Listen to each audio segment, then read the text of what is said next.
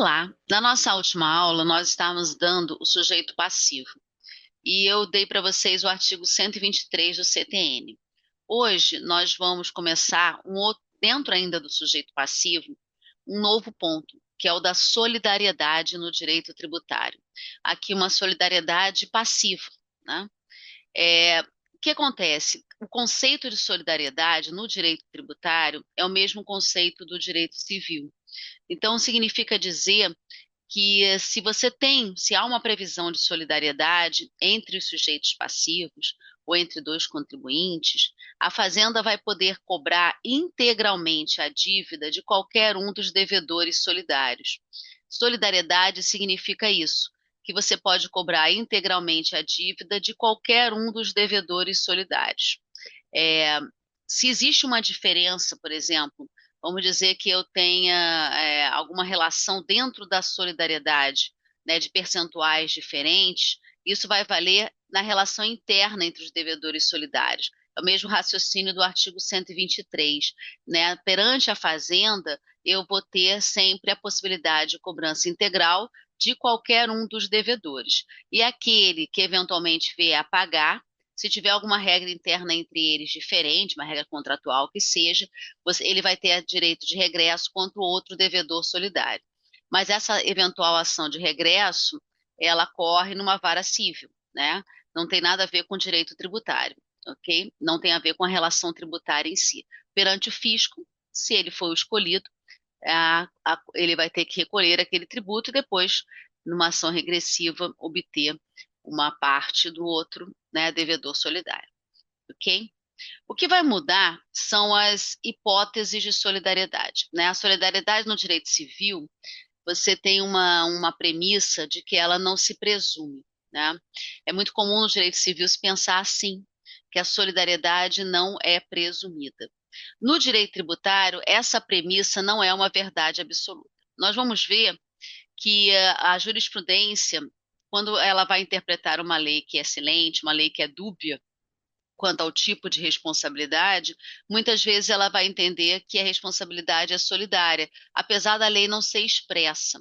Então, esse princípio, ele não é aplicável aqui no direito tributário de uma maneira absoluta. Ok? Então, isso é uma peculiaridade do direito tributário. Então, temos que ver quais são as hipóteses de solidariedade que estão no artigo 124 do CTN. Esse artigo, ele prevê dois incisos. E eu vou ler com vocês e vou dar exemplos. Primeiro inciso. São solidariamente obrigadas as pessoas que têm o interesse comum na situação que constitua o fato gerador da obrigação principal. Esse inciso, ele trata, e é o que todo mundo concorda, né, de uma solidariedade entre contribuintes. Então, eu tenho duas ou mais pessoas que têm um vínculo pessoal e direto com o fato gerador, que realizam aquele fato gerador e que, portanto, caracterizando aquela solidariedade. Exemplo clássico são condôminos, são coproprietários, melhor dizendo, para não ter, né, não misturar com condomínio de prédios, são coproprietários de um mesmo imóvel, né? Então, a Fazenda pode cobrar integralmente o IPTU de qualquer um deles.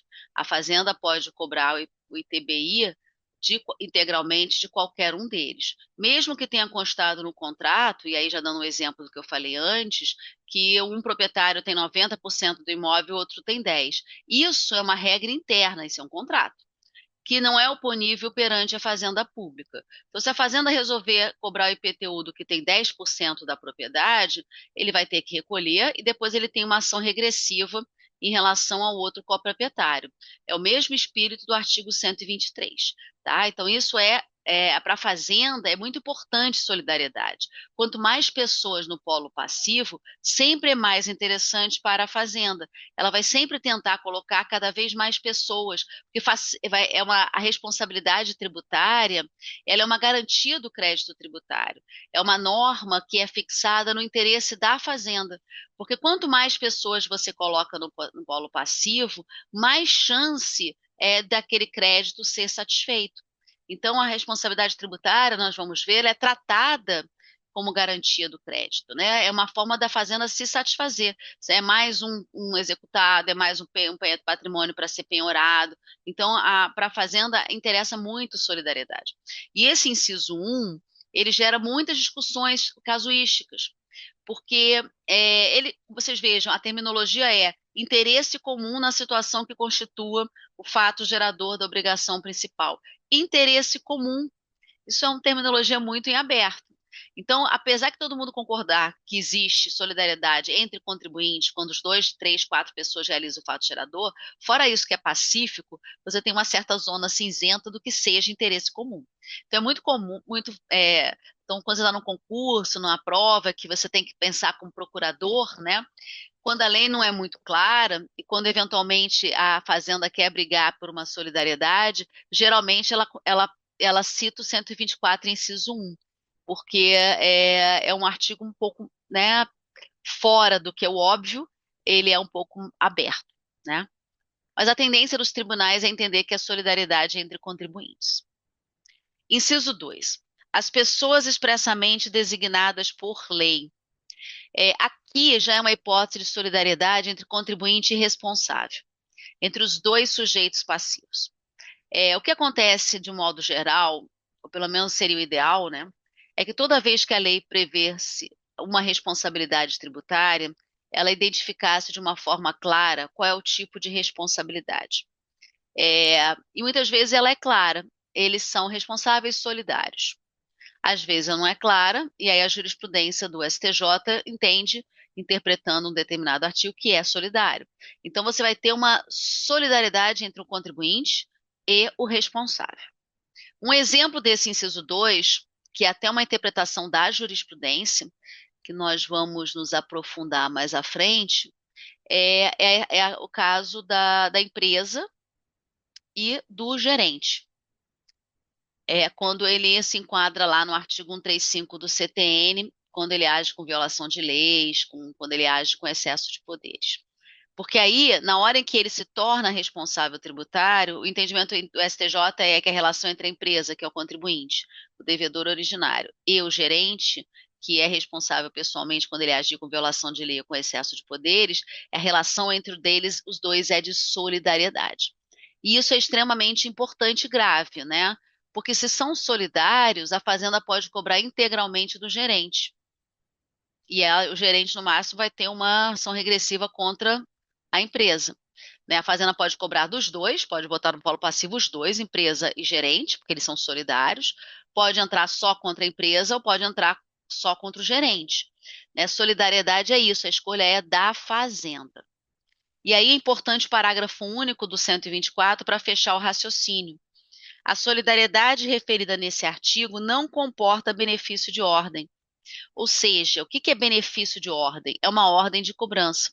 Se você for, por exemplo, o gerente for executado, ele não pode dizer assim, mas a empresa tem patrimônio. Primeiro vai lá e penhora o patrimônio da empresa. Isso é benefício de ordem, é escolher a ordem de a cobrança. O que você penhora em primeiro lugar? Na solidariedade, isso não existe. A solidariedade, a consequência da solidariedade é que a escolha da fazenda. Ela pode cobrar de todo mundo, que é o que mais ela comumente faz, ou pode só cobrar de um ou só cobrar do outro. Né? E como eu disse, eventuais relações entre eles, né, por força de contrato, por exemplo, comprar o condomínio, isso só produz efeitos entre eles, não é oponível perante a fazenda. Ok? Então, isso é importantíssimo. Artigo 125. Salvo disposição de lei em contrário, são os seguintes os efeitos de solidariedade. Então, na hora que você identifica que é uma solidariedade, qual é o efeito dessa solidariedade? Qual a importância prática disso, né? Inciso 1. O pagamento efetuado por um dos obrigados aproveita aos demais. Essa é uma regra que também está no Código Civil, e eu diria que é uma regra até meio intuitiva, né? Porque pensemos, o pagamento, seja a empresa fez, ou se foi aos gerentes, se foi pagamento feito por um dos proprietários ou pelo outro, pagamento extingue o crédito. Extingue o crédito. Até porque o pagamento vai ter que ser integral, né? Eles são solidários, eles respondem integralmente. Então, o pagamento que foi feito por qualquer um deles beneficia os demais. Se um deles resolveu parcelar, aquele pagamento vai beneficiar os demais, né? Sempre você vai aproveitar os demais, porque o pagamento vai extinguir o crédito, ainda que seja em parte. Quando você pagou uma parte, né? É, não pagou integralmente, você vai ter uma extinção. E isso vai, obviamente, beneficiar todos os demais, porque a dívida é uma só.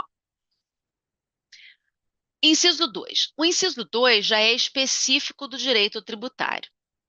A isenção ou remissão do crédito exonera todos os obrigados. A isenção ou remissão do crédito exonera todos os obrigados, salvo se outorgada pessoalmente a um deles, subsistindo nesse caso a solidariedade quanto aos demais pelo saldo. Aqui é bem típico do direito tributário, porque é, isenção e remissão são institutos do direito tributário. A isenção é uma causa de exclusão do crédito e a remissão é um perdão de dívida. É uma causa que extingue o crédito. Qual é a ideia aqui? É que eu posso ter uma isenção ou uma remissão subjetiva, ou uma isenção ou remissão objetiva. Ou ela vai levar em consideração a pessoa, que é subjetiva, do sujeito passivo, ou ela vai levar em consideração a coisa, o imóvel, o veículo, uma característica do bem tributado. E aí ela vai ser objetiva. E aí qual é a ideia aqui? Se a isenção for objetiva, vamos dizer que eu tenha um condomínio entre 3 pessoas, 3 proprietários de um imóvel. Se a isenção for do imóvel, obviamente beneficia a todos, porque você concede a isenção para o bem. Agora, o que diz o inciso 2 a contrário senso? Se a isenção ou remissão tiverem, forem subjetivas, só disserem respeito a um deles, você precisa tirar a parte deles, porque a solidariedade vai subsistir quanto ao saldo. Então, deixa eu dar um exemplo. Vamos dizer que eu tenha três proprietários de imóvel. O João, a Maria e sei lá, o Heitor. Vamos dizer que o João tenha 30 anos, a Maria 50 e o Heitor 70. Às vezes os 3 herdaram, né? São 3 herdeiros, então são proprietários do imóvel. Aí vem uma isenção e concede, subjetiva, que só concede o benefício fiscal para quem tem maior de 65 anos. Os 3 proprietários, dos 3, somente um tem isenção, porque somente um tem mais de 70 anos. Somente um deles teria direito. Então vamos pensar, são 3, você pega aquela dívida e vai dividir por 3, você retira a parcela desse, porque ele está isento, você não pode cobrar dele. O crédito tributário foi excluído, né?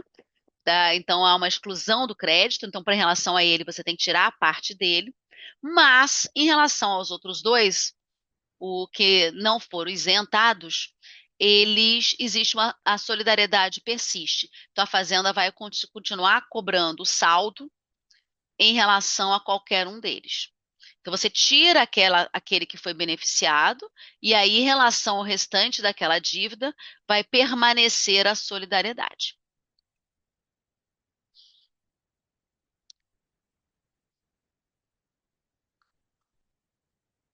Inciso 3. Esse também é importantíssimo, até para discussões que a gente vai ver depois. Eu vou voltar ao que ele diz, então é importante vocês comecem, né, irem criando as premissas. Inciso 3. A interrupção da prescrição em favor ou contra um dos obrigados favorece ou prejudica aos demais. A interrupção da prescrição em favor ou contra um dos obrigados favorece ou prejudica aos demais. Você tem 2 hipóteses aqui. Quando a interrupção da prescrição prejudica e quando ela beneficia. Então, eu vou dar os 2. Vamos pensar quando ela prejudica. A fazenda ajuizou, você tem 3 proprietários, 3 coproprietários. A fazenda ajuizou a execução fiscal em face de um deles. Na hora em que hoje que interrompe a prescrição, nós vamos ver é o CITES. Na hora que for determinado o CITES, a prescrição é interrompida em relação aos dois demais. Isso é importante para a empresa e gerente. A Fazenda ajuizou a execução fiscal em face da empresa. Na hora que interrompeu a prescrição, ela interrompeu a prescrição também em face do gerente. E isso é importante quando nós formos estudar o prazo para redirecionamento da execução em face do gerente, porque a prescrição foi interrompida, prejudicou todos. Interrupção, o prazo volta a contar por inteiro. Então, a Fazenda tinha 5 anos, ajuizou, citou a empresa, interrompeu a prescrição, o prazo volta a contar por inteiro, mais 5 anos, inclusive para eventuais redirecionamentos contra o gerente. Então, porque a interrupção da prescrição ocorreu também em relação ao gerente. E isso é interessante, né? Tem alguns alunos que me perguntam assim, mas aí você vai ter uma interrupção da prescrição para alguém que não fez parte da relação processual? Sim. A execução só foi ajuizada em face da empresa. Mas como existe solidariedade, na hora que interrompeu em relação a ela, o prazo prescricional foi interrompido também em relação aos demais devedores solidários. Ok? Então, isso é importantíssimo. E beneficiar, quando é que beneficia? É o inverso. O contribuinte entrou com uma ação anulatória, um dos devedores solidários. Vamos dizer que a empresa entrou com uma ação anulatória em face da fazenda para anular um determinado lançamento. Existe um prazo prescricional, que também é de 5 anos, para o ajuizamento da ação anulatória. Esse prazo prescricional está no decreto 20.910 de 32 e conta da notificação do lançamento. Então, você tem 5 anos para anular aquele lançamento, contado da data em que você foi notificado do lançamento. E aí você tem 5 anos, é um prazo prescricional. Vamos dizer que a empresa entrou com a ação e citou a fazenda, interrompeu o prazo prescricional, que volta a correr por inteiro. Nesse caso, vai beneficiar todos os demais devedores solidários. Pode ser que tenha um outro que queira também entrar com a sua ação anulatória, né, discutindo uma outra questão, né, da notificação do lançamento. Ele pode ter sido notificado, os dois foram notificados do lançamento, e ele quer também entrar com a ação anulatória dele, né, não necessariamente no litisconsórcio facultativo, numa ação dele. Então, assim, vocês vejam que aí você interrompeu o prazo prescricional. Nesse caso, você beneficiou a todos, ok? E é interessante, isso é importante, porque muitas vezes você tem copropriedade, discussão de PTU, e aí um dos coproprietários entra. Às vezes você fez lançamento, por exemplo, em face de um, e quem entra com a ação é o outro. Ele pode entrar com a ação? Pode, porque apesar da fazenda não ter escolhido naquele lançamento ele é solidário, né? Então, o que significa dizer que a fazenda pode, eventualmente, no próximo lançamento, cobrar, né? Vai poder penhorar o bem. Então, ele tem interesse naquilo. Então, mesmo que ele não tenha sido o escolhido, ele não tenha sido o notificado do lançamento, se ele é devedor solidário, ele tem interesse econômico, jurídico, de ingressar com uma ação anulatória, tá? Então, exatamente por causa desse efeito, né? A fazenda pode cobrar de qualquer um deles. Pode colocar todo o lançamento, lançar contra todos. Se ela lançou só contra um, o outro que ela não lançou pode discutir em juízo, pode entrar com uma ação anulatória, tá certo? Então, é, isso é relevante porque são características próprias da solidariedade, ok? Então, nós fechamos solidariedade. O próximo ponto do CTN, ainda dentro de sujeição passiva, é o de capacidade tributária. Aqui, capacidade tributária passiva, né? Eu já falei muito de capacidade tributária ativa. Então, hoje eu vou falar de capacidade tributária passiva. O que diz o artigo 126? A capacidade tributária passiva independe, da capacidade civil das pessoas naturais. A capacidade tributária passiva independe da capacidade civil das pessoas naturais. O que significa isso? Que capacidade tributária para ser sujeito passivo significa capacidade tributária para ser contribuinte, para ser responsável e, obviamente, para ser um executado, né, numa execução fiscal. E isso independe de ter capacidade civil. Então, absolutamente incapaz, como um louco, ele tem plena capacidade tributária. Então, o lançamento vai ser feito em face do louco. A inscrição endividativa é feita em face do louco. O ajuizamento é feito em face do louco. É claro que você veja que é um aspecto material, é a capacidade para ser contribuinte responsável. É claro que por uma questão processual, você vai citar o louco na pessoa do seu representante legal. Mas isso é uma questão processual, não é uma questão material, né? Ele tem plena capacidade tributária. Eu tenho uma criança de 6 meses que é proprietária de um imóvel, né? Sei lá, herdou, os pais compraram um imóvel no nome do filho, seja o que for. O menor de 6 meses de idade, ele é o contribuinte, não é o pai. O pai nós vamos ver que pode ser responsável tributário, mas contribuinte é o menor. Agora, você vai ajuizar a execução fiscal em face do menor. É claro, repito, a semelhança do outro, a hipótese, você vai citar o menor na pessoa do representante legal. Mas essa é uma questão processual. Ficou claro? São coisas diferentes. Uma é a questão material e a outra é a processual. Inciso 2. A capacidade tributária passiva também depende de achar-se a pessoa natural sujeita a medidas que importem privação ou limitação do exercício da atividade civil, comercial ou profissional, ou da administração direta de seus bens ou negócios. Então, vamos por partes. Existe uma questão que são ramos, vamos dizer assim, são raciocínios diferentes. Você pode até ter uma limitação, como é o caso lá de limitação do exercício de uma atividade civil. Por exemplo, se é um pródigo e aí você está interditado. Mas se você exerce o comércio, você é contribuinte do ICMS. Para o direito tributário, não importa se você está exercendo aquela atividade regularmente ou não. Você se lembra do princípio do knowledge? O raciocínio aqui é bem parecido. Então, você vai ter como contribuinte o pródigo. Você vai ajuizar a execução fiscal em face do pródigo. O fato dele estar interditado não quer dizer que ele não possa ser contribuinte, ou que ele não possa ser um responsável. Ele pode. Lembra, sujeito passivo, um dos dois. Limitação do exercício de atividade comercial. Então, por exemplo, você é um falido e você foi penalizado, você não pode mais comerciar durante um tempo. O que acontece? Cometer um crime. Você vai ter uma vedação. Mesmo assim, você exerce o comércio, você exerce ilegalmente aquela atividade. Você é contribuinte do imposto. Você oferiu renda, você é contribuinte do imposto de renda. Então, o fato de você estar exercendo aquela atividade de uma forma irregular não quer dizer que você não tenha capacidade tributária. Mesmo caso, exercício de atividades profissionais. Então, por exemplo, você tem um médico que foi cassado pela CREMERGE, mas continua operando, continua exercendo atividade médica. Ele é um prestador de serviço. Ah, mas ele está irregular. Está. Isso interessa ao direito civil. Se ele vai ser penalizado, se ele não vai ser profissional administrativo, se ele vai responder por exercício ilegal de profissão, seja o que for. Ele pode ser responsabilizado em outros ramos do direito. Mas no direito tributário tem plena capacidade tributária. É o mesmo espírito do knowledge, mesmo espírito porque você não vê a validade do ato. Quando você realiza, você abstrai, né, da validade do ato. A ideia aqui é a seguinte: você realizou o fato gerador, você prestou serviço, você é contribuinte do imposto. Né? Não importa de que maneira, mesmo que você esteja prestando serviço de forma irregular. Ok?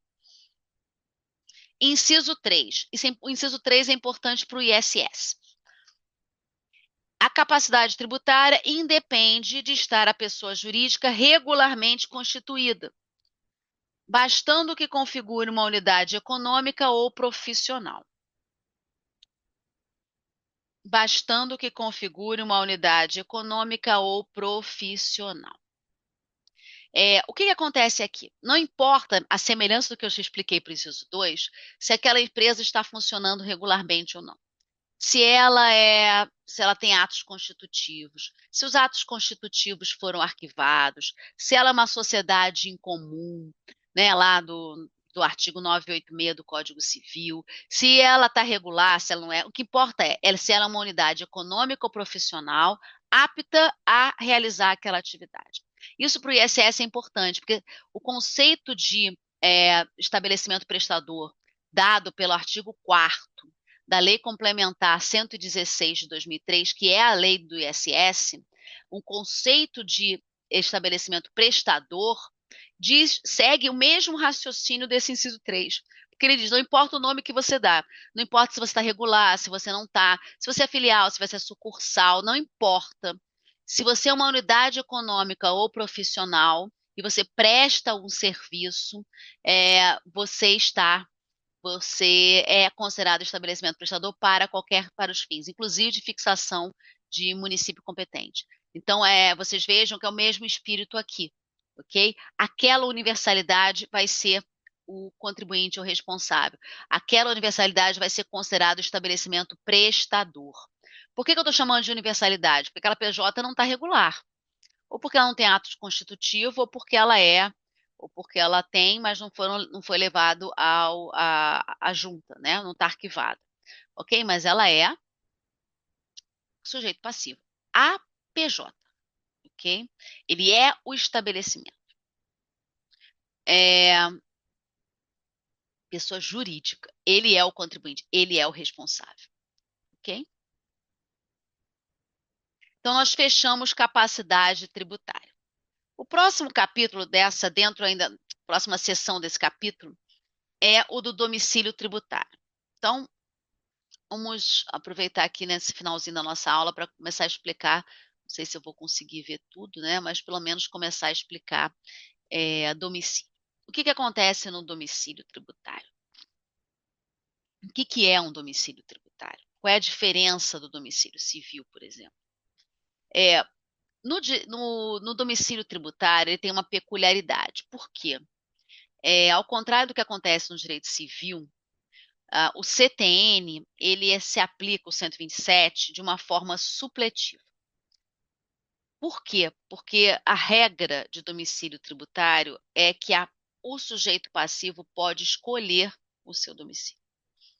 A regra é do foro de eleição. E qual é a importância do domicílio tributário? É claro que a escolha é feita de acordo com a legislação tributária, né? Se a legislação tributária lhe der essa opção de escolha, vai prevalecer o foro de eleição. E qual a importância do domicílio tributário? É porque é no domicílio tributário que você vai manter as suas relações com o fisco. Significa dizer que é no domicílio tributário que você vai ser citado numa execução fiscal. É no domicílio tributário que você vai ser intimado nos casos de intimação pessoal. Então, você vai lavrar um auto de infração, você vai ser notificado pessoalmente no seu domicílio tributário. Então, o domicílio tributário é onde ele mantém. Se você vai ser fiscalizado, é no domicílio tributário. Né? Então, é por isso que é importante. No campo civil, você vai aplicar o Código Civil, que é a norma. Eu posso ter foro de eleição? Posso, mas não como regra. No direito tributário, a regra é o foro de eleição. É você poder, nos termos da legislação tributária, escolher, né, onde você quer manter a relação com o fisco. E aí eu vou ler o artigo 127, porque ele é expresso. Na falta de eleição pelo contribuinte ou responsável, os dois, do domicílio tributário, na forma da legislação aplicável, porque cada legislação vai identificar, né, como você vai escolher esse domicílio, considera-se como tal. Então, vocês vejam, o CTN vai se aplicar de forma supletiva. Se você não escolher, de acordo com a legislação tributária, qual é o seu domicílio tributário, vai se aplicar o CTN. E aqui eu quero dar um exemplo para terminar a nossa aula. Eu vou continuar estudando, dando para vocês o 127 depois, mas só para vocês terem uma ideia. Aqui no Rio de Janeiro, por exemplo, no IPTU, geralmente o domicílio tributário é onde está o imóvel, né? Mas você pode, se você quiser, identificar um outro endereço na cidade, aí a legislação aplicável, territorialidade tem que ser na cidade, para você receber os carnês, para você ser citado, né? Tem gente que indica o endereço da administradora, tem gente que tem 3 imóveis, então escolhe um endereço só, que é onde ele mora, os carnês serão, né? Porque o carnê do IPTU é o lançamento do imposto, para onde ele vai ser remetido, né? Então, assim, onde ele vai ser notificado de um lançamento complementar. Então, se você nada disser, vai ser onde está o imóvel. Mas você tem a opção. A lei do município do Rio te dá a opção de você escolher um outro domicílio tributário, desde que seja no território do município, né? Porque, obviamente, você imagina você ter que citar em outro estado, em outro município, né? Então, isso não interessa ao ente. Então, é dentro do limite, você pode escolher, limite territorial, você pode escolher um outro endereço para ser o seu domicílio tributário.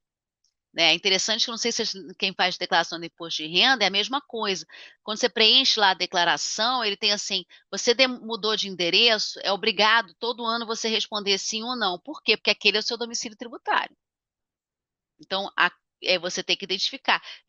Teve alguns anos que ele dizia assim, você aceita ser intimado por e-mail?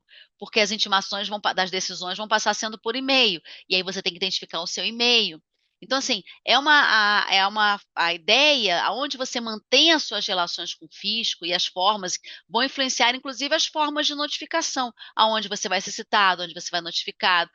Então isso é importante, ok? Então, vamos ficar por aqui.